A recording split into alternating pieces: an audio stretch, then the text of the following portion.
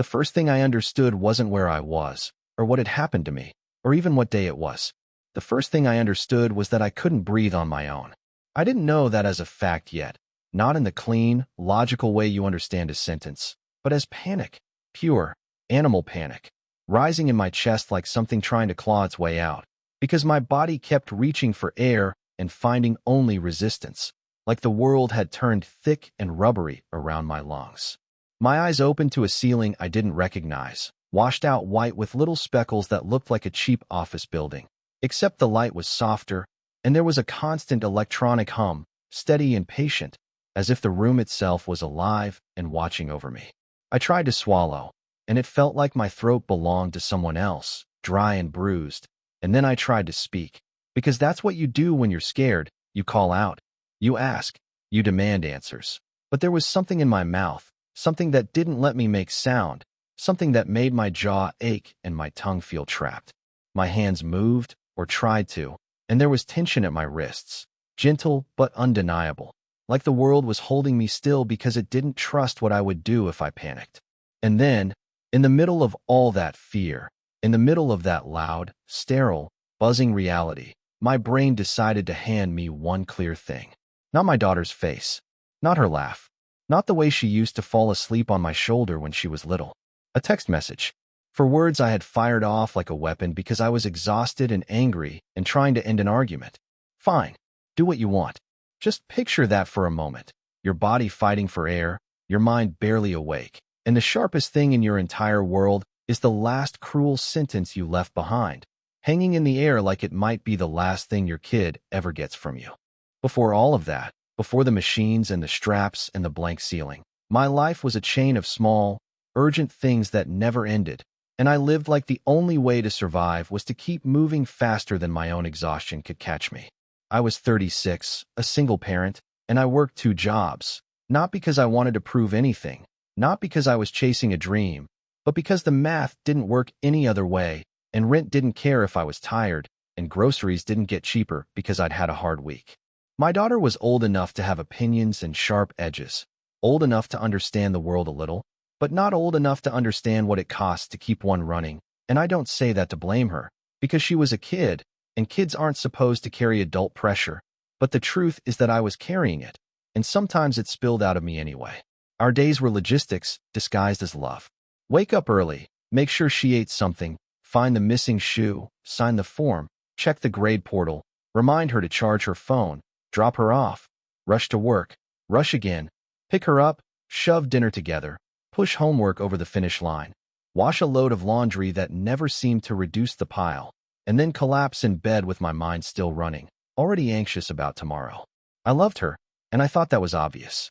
But love, in my house, had started to look like reminders and corrections, like me calling her name too many times in a row, like me saying, "We don't have time for this," because we never did, and when she snapped back, it hit a nerve in me that was already raw. We'd been fighting lately about the same things families always fight about when everyone's worn thin: attitude, chores, phone time, the way she talked to me when she thought I wasn't listening, the way I talked to her when I was too tired to be gentle. And I could feel myself changing in those weeks. Less patient, more brittle, like the softness in me was being sanded down by bills and schedules and the constant fear of falling behind. Have you ever noticed that about yourself? How you can love someone completely and still start speaking to them like they're just another problem you have to solve before the day ends? I told myself it was temporary. I told myself I'd fix the tone later, make it up later, have a calm conversation on a weekend when we weren't rushing. But later is one of those words that feels safe, right up until life proves it isn't. The first day I felt sick, I treated it like an inconvenience, the same way I treated everything that threatened to slow me down. It started as a scratch in my throat and a dull ache behind my eyes, like I hadn't slept enough, and I remember standing in the bathroom with the faucet running, staring at my own face in the mirror, trying to decide if I looked sick enough to justify missing a shift. That's a strange calculation, if you think about it. Not am I okay, but can I afford to be not okay? I swallowed some cold medicine, forced down coffee that tasted wrong, and told myself it was just a flu or something mild that would burn out if I stayed tough. I wrapped myself in that idea the way people wrap themselves in blankets, like stubbornness can warm you up. By the second day, the fever came in waves. I'd be fine for an hour, then suddenly sweating through my shirt, the air in the room feeling too hot, my skin buzzing, my legs heavy like wet sand.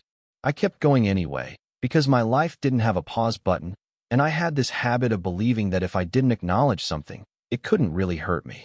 I got through one shift by sheer muscle memory, smiling when I had to, moving when I had to, pretending my voice wasn't rough, then drove home with the heater blasting, shaking at red lights. That night, my daughter asked if I was okay, and I said yes too quickly, too sharply, like her concern was another demand I couldn't meet. She stood in the doorway for a second, reading me the way kids do when they're trying to decide if an adult is safe to talk to, and then she just nodded and left. That moment should have stopped me. It didn't.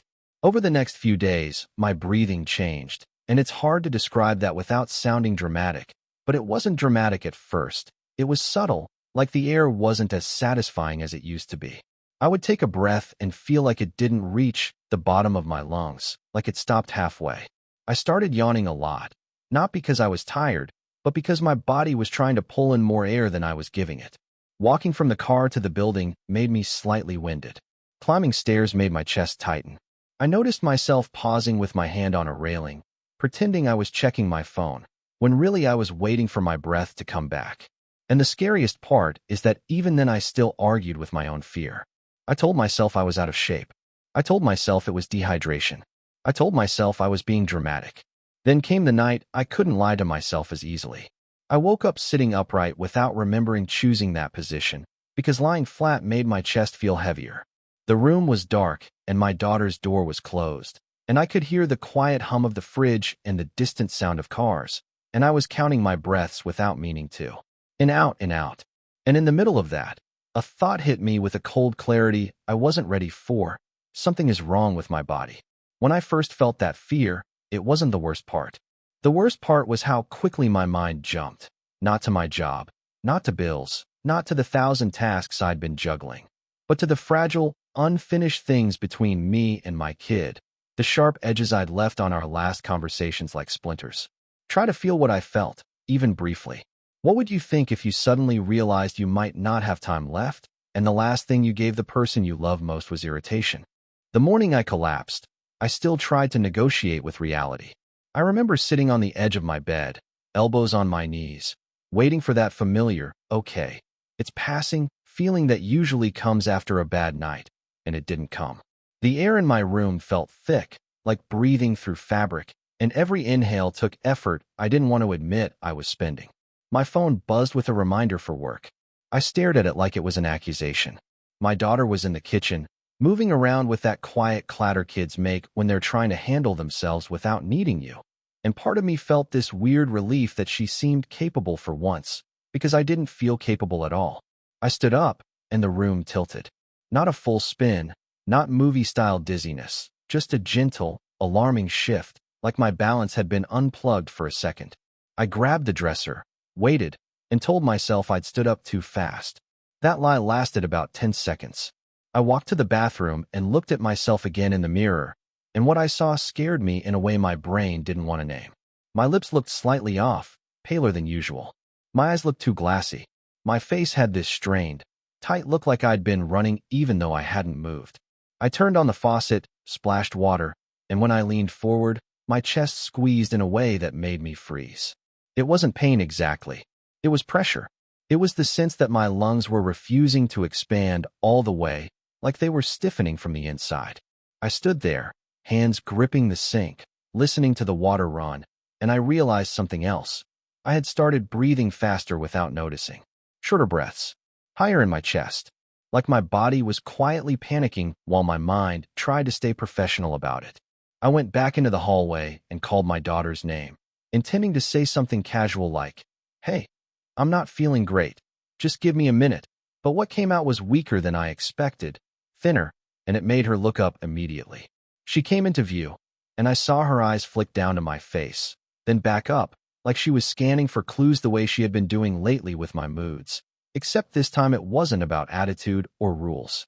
This time it was about whether I was okay. "I'm fine," I started to say, because that's what I always said, because it was easier than changing the day. But my voice broke halfway through, and then I coughed. One dry, rough cough that felt like it scraped something inside me. And after that, I couldn't catch my breath for a second. My daughter stepped closer, her shoulders tensing. Don't. I tried, like I was about to tell her not to overreact, not to call anyone, not to make this a thing. I didn't get to finish. The next few moments are burned into me in pieces, like someone cut my memory into small clips and scattered them.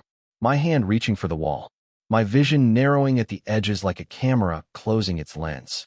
The feeling of sweat breaking across my forehead, cold and sudden. My legs turning unreliable, like they weren't mine. And then there was a moment. This is the part that still makes my stomach turn, when I realized I was going down and I couldn't stop it. And my biggest fear wasn't myself. It was her. It was the thought of my kid finding me on the floor. Just picture that for a moment. Not in a dramatic way, not as a scene, but as a real possibility that lands in your chest like a stone. Your child's voice calling your name, and you not being able to answer. I remember hitting the floor, not hard, more like sliding down it, and the cold of the tile pressed against my cheek.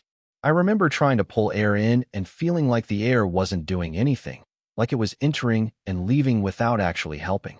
My daughter's voice was above me, shaking. She kept saying "Mom" and "Please" in this small, urgent loop, and I tried to lift my hand to show her I was still here, but my arm felt far away. Then there was the phone, her phone, I think, on speaker. A calm voice asking questions. My daughter giving answers too fast. Is she breathing?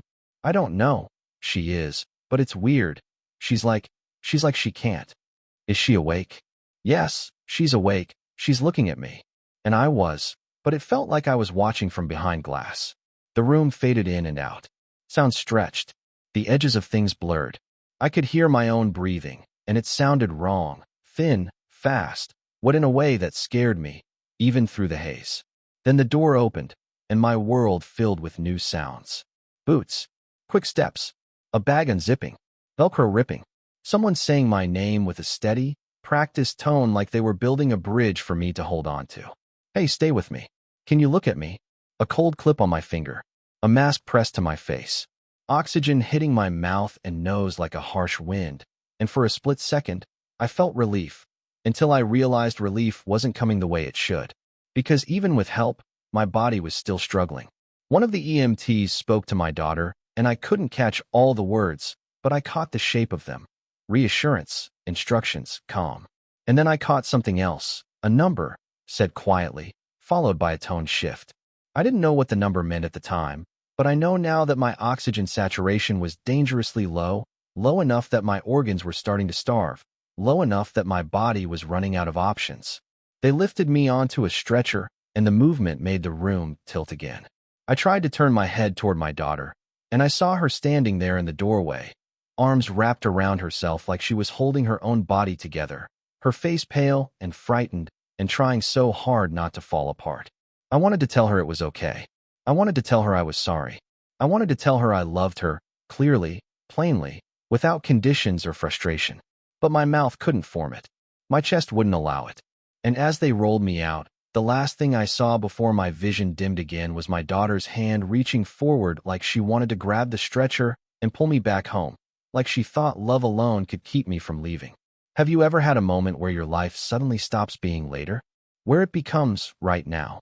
And you realize you are not in control the way you thought you were? Because that was the moment for me. The hallway lights streaked above me, bright and unreal, and voices layered over each other, radio chatter, calm commands, my name repeated like a rope, and then everything narrowed down to one single thought that wouldn't let go. That text. Fine. Do what you want. It floated up through my panic like a cruel joke, like the last thing I'd thrown at my kid before my body betrayed me. And I remember thinking, not in words exactly, but in feeling, please don't let that be my last message to her. Then the world slipped sideways, softened, and went away. The time in the ICU didn't feel like time. It felt like being trapped inside a house where the lights kept flickering, where rooms appeared and disappeared, where every door opened into something slightly different, and I couldn't find the exit because I couldn't remember what awake even meant. I was sedated, intubated, kept alive by a machine, but my mind didn't experience that as a clean blank. My mind kept trying to make sense of fragments.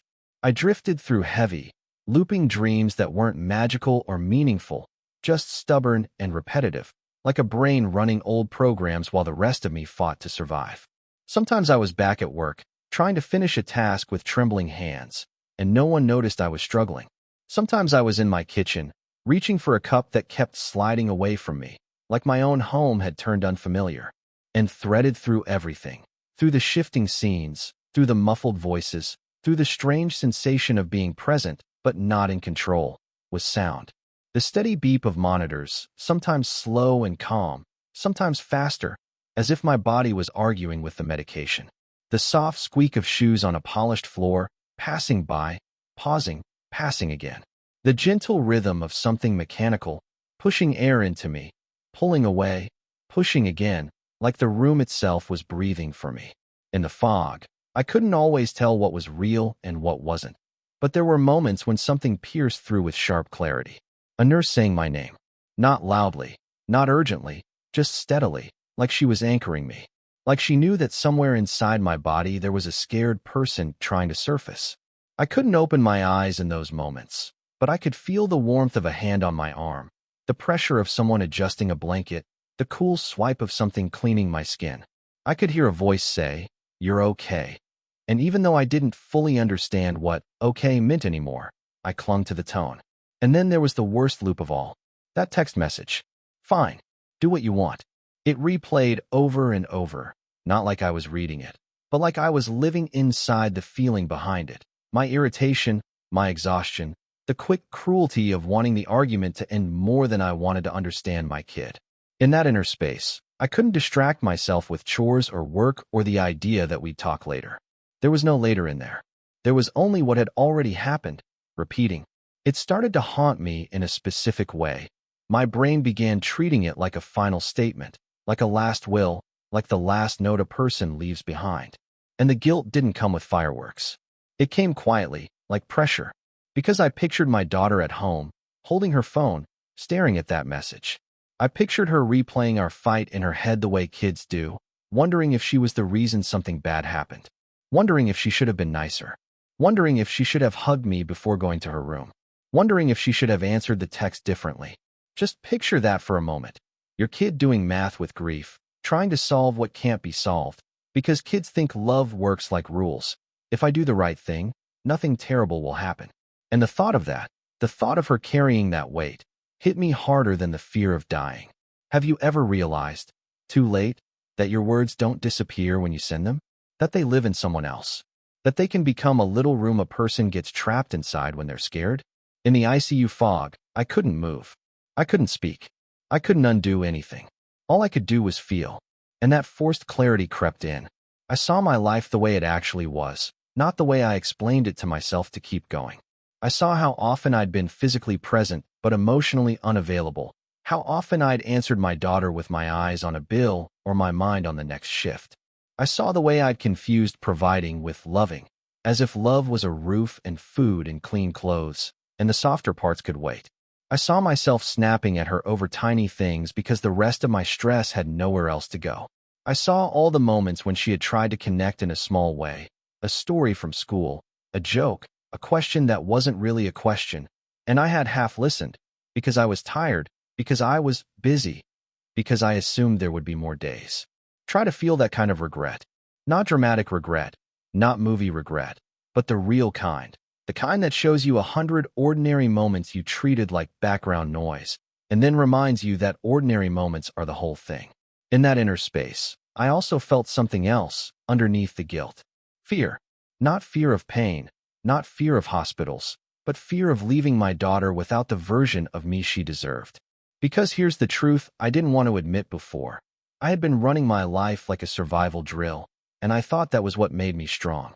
But lying there, unable to breathe without help, I understood that strength without tenderness is just endurance, and endurance isn't the same thing as love.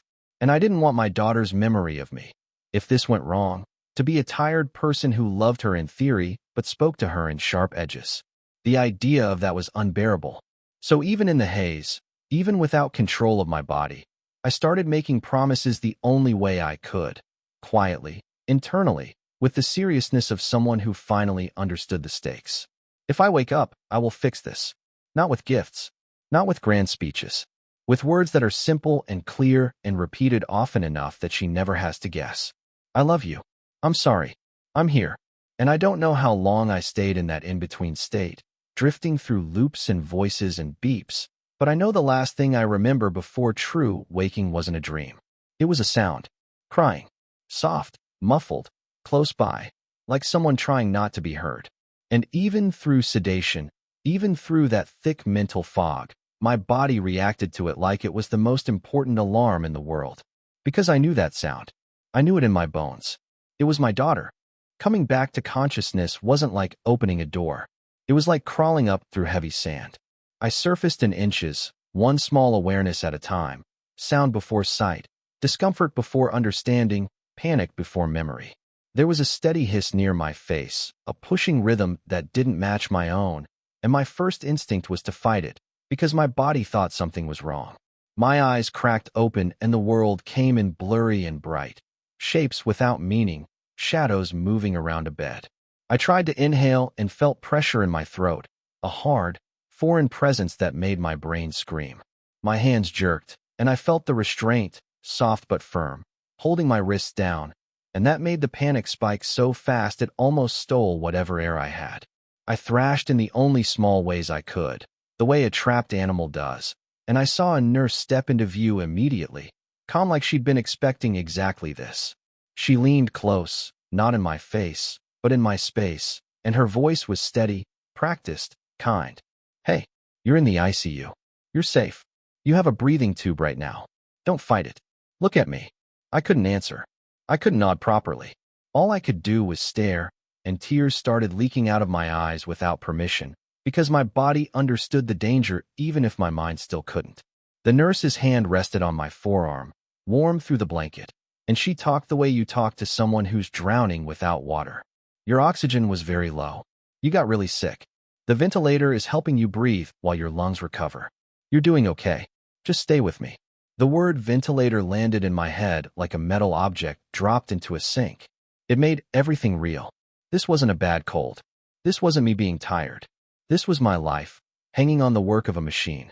I tried to swallow again and couldn't.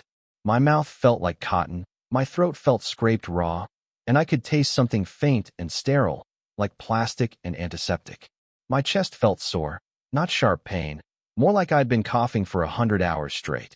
My skin was clammy, my limbs weak, and when I tried to shift, I realized my muscles didn't respond the way they used to, like they'd forgotten their job. Then I heard it again. Crying. Not loud, not dramatic, just that tight, held-back sound of someone trying to be brave and failing quietly. It came from the other side of a curtain. My eyes moved that direction, and I saw the outline of a small figure, shoulders shaking, and something in my chest broke open in a way the pneumonia never managed to do. Because in that moment, the hardest part wasn't the tube. It wasn't the fear.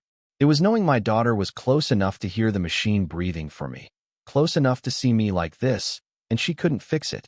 Just picture that scene with me for a second. A hospital curtain separating a kid from her parent, and the only proof of life is a steady mechanical hiss. The doctor stepped in not long after, glasses, calm posture, tired eyes that still held focus, and he spoke in that careful, honest way doctors speak when they've seen enough to respect how fragile people are.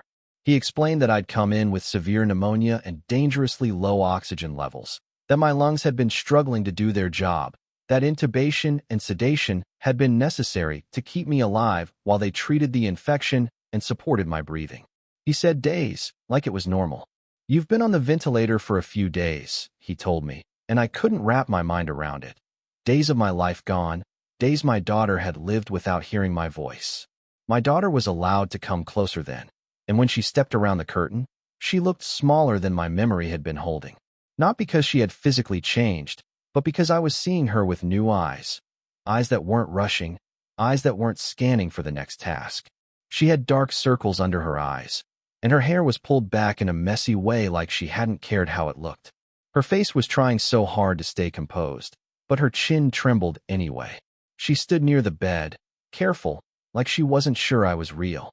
I lifted my hand as much as I could, slow and shaky, and she took it immediately, squeezing like she was terrified I'd disappear again.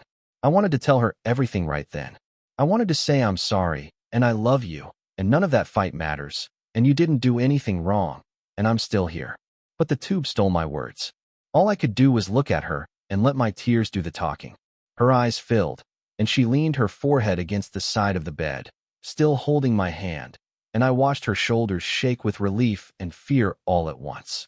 Have you ever wanted to speak so badly you could feel it in your bones?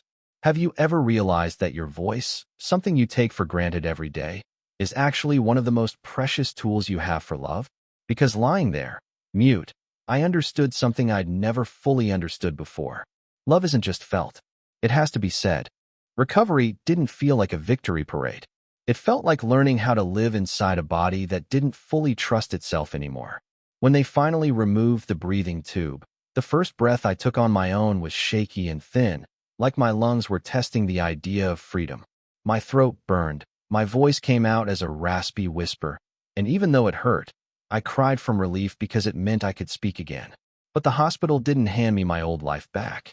It handed me a different version of it, one that moved slower, one that required help, one that came with new fears that I couldn't just push down and outrun. I went home weaker than I expected. Walking from the car to the front door made my heart race. Showering felt like a workout. I had to sit down halfway through basic tasks, not because I was being dramatic, but because my body had been through a fight I hadn't fully witnessed. And the nights were the hardest. In the quiet, when everything should have felt safe, my mind would jerk awake with a sudden, electric fear. What if I stopped breathing again? I'd lie there listening to my own breaths, counting them the way I had before I collapsed. Only now it wasn't a passing worry. It was a memory with teeth. Sometimes I'd fall asleep and wake up startled, drenched in sweat, convinced for a few seconds that I was back in that bed with the tube in my throat. I didn't know the words for it at the time, but it felt like my nervous system had been rewired to expect danger.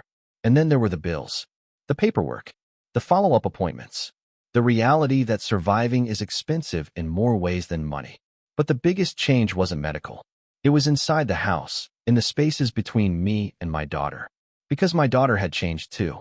She didn't slam doors for a while after I came home. She didn't roll her eyes the way she used to. She hovered, pretending she wasn't hovering, asking if I needed water, offering to carry things, sitting in the same room as me without being asked, like proximity itself was her new way of making sure I didn't vanish. And I had to face something uncomfortable. My illness didn't just scare me. It scared her into growing up a little too fast. So I made a choice early on, and it was one I kept making every day, even when it felt unnatural. I stopped using frustration as a shortcut. The first real conversation we had after I came home happened at the kitchen table, late in the evening when the dishes were done and the house was quiet. She was scrolling on her phone, not really reading anything, and I was sipping tea that didn't taste like much, still learning how to enjoy warmth without rushing. I said her name, gently. She looked up like she was bracing for criticism. And that hurt, because it showed me how trained she'd become to expect my tiredness to turn into sharpness. I took a breath, slow, deliberate, the kind of breath I didn't take for granted anymore, and I told her I was sorry. Not sorry as a strategy. Not sorry with a but you. Just sorry. I told her that the last text I sent her had been wrong, that it didn't reflect what I felt, that it came from exhaustion and fear and pressure, and that none of that was her job to carry. I told her that if something had happened to me, if I hadn't come back, that message would have been a cruel thing to leave behind, and I hated that I'd risked that.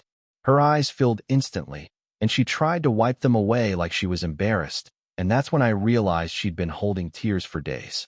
She admitted something quietly, that she had stared at that text over and over while I was in the ICU, wondering if she should have answered differently, wondering if she had caused it somehow by being difficult, by arguing, by not coming out of her room. Just picture that. A kid sitting alone with a phone, blaming herself for an illness she couldn't possibly control. I leaned forward, took her hands, and I said the clearest thing I've ever said as a parent. You did not do this. And then I said it again, because sometimes love needs repetition before it becomes believable. After that, we started rebuilding in small ways. We created an emergency plan together, numbers on the fridge, a neighbor she could run to, a rule that if I ever felt tight, again we didn't debate it. I asked for help from people I used to pretend I didn't need.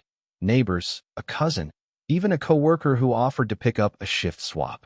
It was humbling, and it was also relieving in a way I didn't expect, like I'd been holding a weight alone for so long I forgot it was allowed to set it down. And I changed how I argued. I started measuring my words by a new question, one I still ask myself when I feel that old irritability rise. Do I want this to be the last thing she hears from me?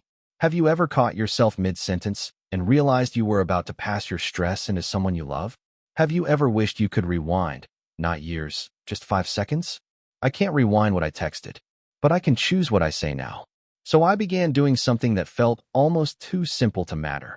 I started saying, "I love you," out loud, plainly, in ordinary moments, when she left for school, when she went to bed, when we finished an argument, even when we were annoyed with each other. Because the biggest lie I used to live with was this: they know. They know I love them. They know I didn't mean it. They know I'm stressed. But love that is only assumed is a fragile thing. And I don't live like that anymore. I wish I could tell you that after something like that, you become a completely new person overnight, like fear flips a switch and everything stays perfect forever, but real life doesn't work that way, and I don't want to lie to you just to make the ending neat. I still get tired. I still feel that old impatience sometimes, especially when bills stack up and the day feels too small for everything I have to carry. But now there's a quiet checkpoint inside me that wasn't there before, and it asks one steady question: what matters if everything stops tonight? Because that's what the ventilator gave me, more than air, more than survival. It gave me clarity. It taught me that the most dangerous lies are the gentle ones we tell ourselves to stay comfortable. I'll fix it later, and they know I love them. Later is not guaranteed, and love, real love, shouldn't have to be guessed. So if you're watching this and there's someone in your life who has been getting the sharp version of you lately, I'm not here to shame you, because I understand how exhaustion can harden a person, but I want to ask you something softly. Just picture your phone lighting up for the last time you ever speak to them. What do you want those words to be? And if you still have the chance, if they're still in the next room, still answering your calls, still there, say something kind while you can. Say it plainly. Say it without conditions. Because you might not notice it every day, but being loved and having someone to love may be the rarest gift we get in this life.